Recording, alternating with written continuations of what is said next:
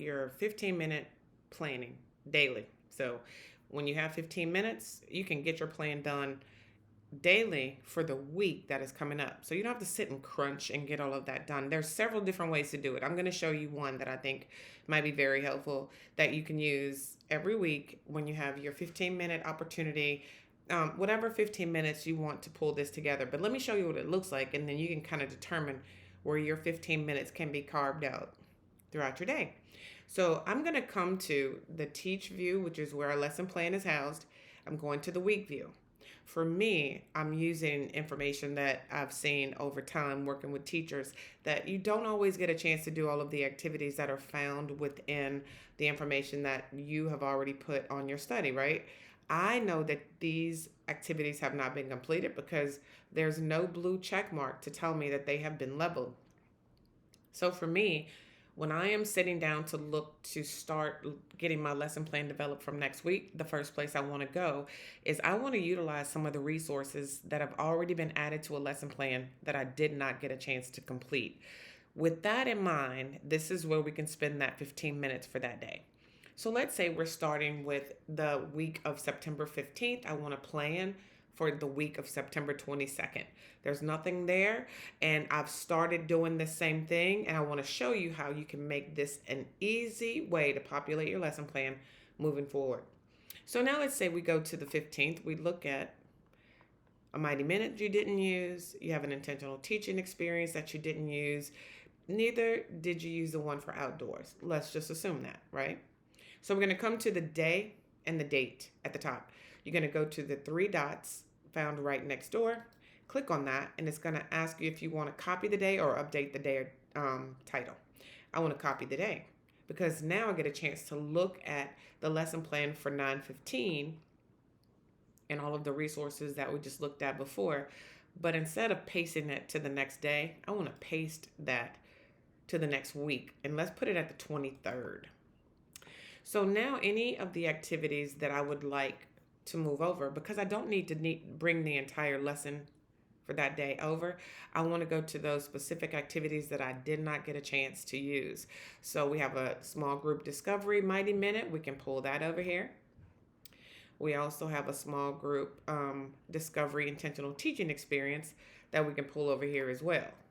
So any activities that I did not get a chance to get to for whatever reason, now when I plan it, I'm moving it from the previous week, and now I'm going to start planning for the next week. And when I select plan, now it is now on Tuesday, September 23rd. I know that it's important because I've already planned it before with the teaching team, and everybody had some input in that. But look, now I'm starting to fill in the lesson plan for the next week. And it's a great way to really utilize the information that's already there because it will help you to go back and say, it was important for me to add it to this lesson plan. Now I still want to go ahead and use it on the next week's lesson plan, even though I didn't get a chance to get to it this week. So we're looking at the week that you're currently in. So let's say Tuesday, you sit down. What activity did I not get a chance to do today that I may want to bring over to the next day? So now when I start looking at Tuesday, I'm going to select the copy day, three dots here. Same thing. It brings those resources and information over here on the left. I want to copy this to next week, Wednesday. Technically, you'd probably doing Monday to Monday, Tuesday to Tuesday, Wednesday to Wednesday, and so on. But for the purposes of this video, I want to show you that you could actually sit every day for 15 minutes and really get your lesson plan done by the Thursday of the next week or Friday, whenever you have to turn it in. So I'm looking down. I didn't get a chance to get to this intentional teaching experience. No worries. I will bring that over here. I did like this read aloud, so I can bring that over as well. My kids had a chance to do some of the other activities. So for right now, I may just plan those two activities and bring it over to the 24th. And so when I finish my week, right, I start going to the next week. So on Wednesday, I sit down at the end of the day, 15 minutes at nap time or whenever you have an opportunity to look at the lesson for that day on the 17th. We did not get a chance to complete all of the activities. Three dots, Copy the day. Same thing. I'm going to change this date to reflect the day that I want to use those activities for. Let's look at this third read aloud right here. We like that. The kids enjoyed it. They liked this activity. We didn't get a chance to assess that. I really would like to. I can bring that over and plan. Now let me do the last day, because now when I start looking at the information that's here, I can fill in the week, copy the day, go to Friday. I believe I should have all of the other days filled in. I'm going to move that over. We didn't get a chance to do that. I'm going to plan. Now let me show you what this looks like when you have completed this every day for 15 minutes. You've worked on it. So now look, you have an almost complete set of activities that relate to your read aloud, your math activity, your small group activity. You can absolutely complete this by filling in maybe your preparation. That should take you the final 15 minutes to fill those things out.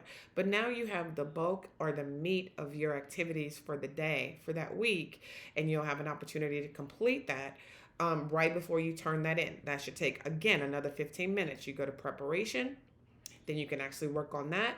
And then when you're working through the activities that you want to fill in, all of the things that you would want to do, all of the things that you'd want to do have already basically been completed for you. So you would then have an activity that you might want to add here to complete your prep. Once I do that, I want to add that to my plan. And these are things that you would do again, 15 minutes a day. Now let's look at this from the infant toddler screen. So this is a little bit different, only that you have a little bit more individualization that you might want to have, but you can still do the same things as you are looking through the week of instruction to see if you are able to bring that over to the next week as you are ready to plan and execute on this activity set. Whatever you don't get to, you still go back, copy the day. We want to put this on the next week of instruction. So now you have the opportunity to bring that over to the next week, drag and drop. And so now you had an opportunity to complete most of your activities. Here's your individualization.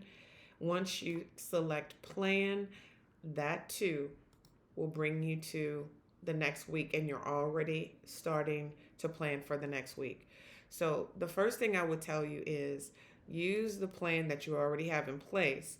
15 minutes at the end of the day, whatever you didn't get to execute or use with the students, bring that over to the next week, and you will then start filling in your lesson plan. And by the end of the week, all you're doing is fine tuning for those areas that you might want to really be intentional, like your individualization. You can bring that over and really find an activity that will support that student's instructional time. So this is one of the ways that you can plan 15 minutes a day, every day. And by the end of the week, you have completed your lesson plan and can go ahead and submit that. So there is time in a day. You really have to be intentional about it. Hope this helps.